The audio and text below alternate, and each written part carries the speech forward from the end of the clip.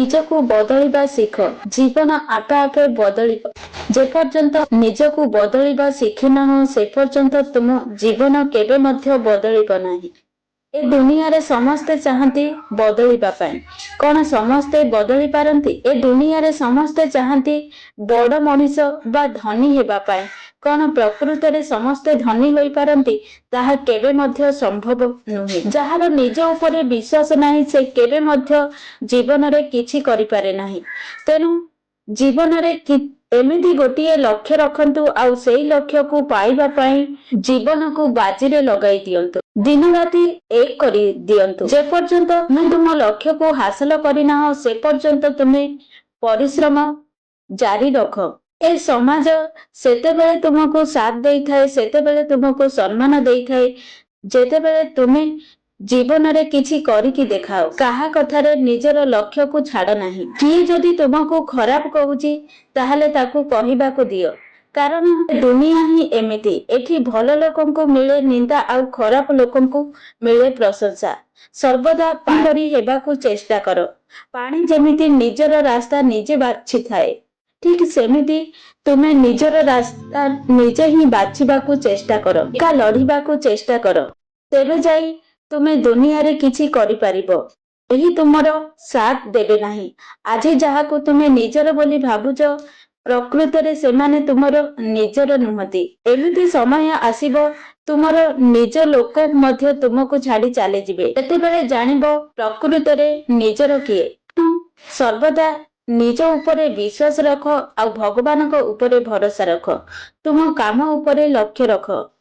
ଜୀବନରେ ସର୍ବଦା ବଡ଼ରୁ ବଡ଼ ସ୍ୱପ୍ନ ଦେଖ ଆଉ ସେଇ ସ୍ୱପ୍ନକୁ ସାକାର କରିବା ପାଇଁ ତୁମେ ଦିନ ରାତି ପରିଶ୍ରମ କର। ଯଦି କେହି ତୁମକୁ ଧୋକା ଦେଇ ଚାଲିଗଲା ତାହେଲେ ତା ପାଇଁ କେବେ ମନ ଦୁଃଖ କର ନାହିଁ। ଭଗବାନଙ୍କୁ ଧନ୍ୟବାଦ ଜଣାଅ କାରଣ ସେଇଭଳି ଲୋକ ଠାରୁ ତୁମକୁ ଦୂରେଇ ରଖିଲେ।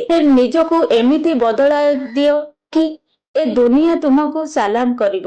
ଯଦି ତୁମେ ବାରମ୍ବାର ଅସଫଳତା ହେଉଛ ତାହେଲେ କେବେ ମଧ୍ୟ ଭାଙ୍ଗି ପଡ଼ ନାହିଁ। ସେହି ଅସଫଳତାରେ ଲୁଚି ରହିଛି ତୁମର ସଫଳତାର ରାଜ। ବାରମ୍ବାର ଅସଫଳତାର ମାନେ ହେଲା ସଫଳତାକୁ ପାଖରେ ଦେଖିବା। ଭଗବାନ ଶ୍ରୀକୃଷ୍ଣ କହିଛନ୍ତି ଯେ ମୁଁ ସେଇ ଲୋକର ସାଥ ଦେଇଥାଏ, ସେଇ ଲୋକ ସାଥିରେ ରହିଥାଏ ଯେଉଁମାନେ କଠିନ ପରିଶ୍ରମ କରନ୍ତି ଆଉ ସତ୍ ହୃଦୟରେ ମୋତେ ସ୍ମରଣ କରନ୍ତି।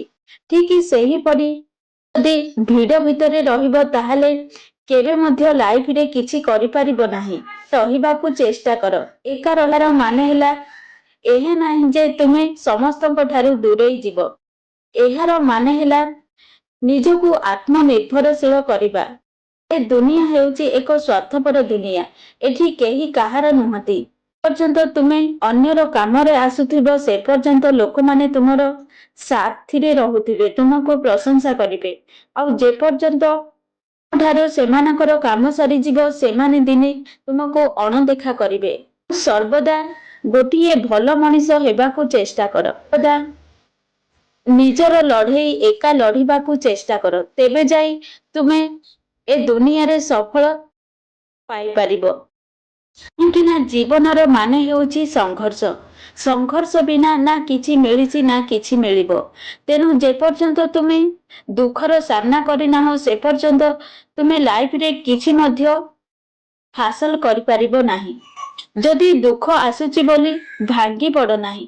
କାରଣ ଦୁଃଖ ଆମକୁ ଭାଙ୍ଗିବାକୁ ଆସିନଥାଏ, ଆମକୁ ଅନେକ କଥା ଶିଖେଇ ଦେଇଥାଏ ଆଉ ଦୁଃଖ ଆମକୁ ମଜବୁତ ବନେଇବା ପାଇଁ ଆସିଥାଏ। ସେହି ଦୁଃଖରୁ ମଣିଷ ଅନେକ କିଛି ଶିଖି ପାରିଥାଏ। ସେତେବେଳେ ଜାଣିଥାଏ ଯେ ପ୍ରକୃତରେ କିଏ ନିଜର ଆଉ କିଏ ପର।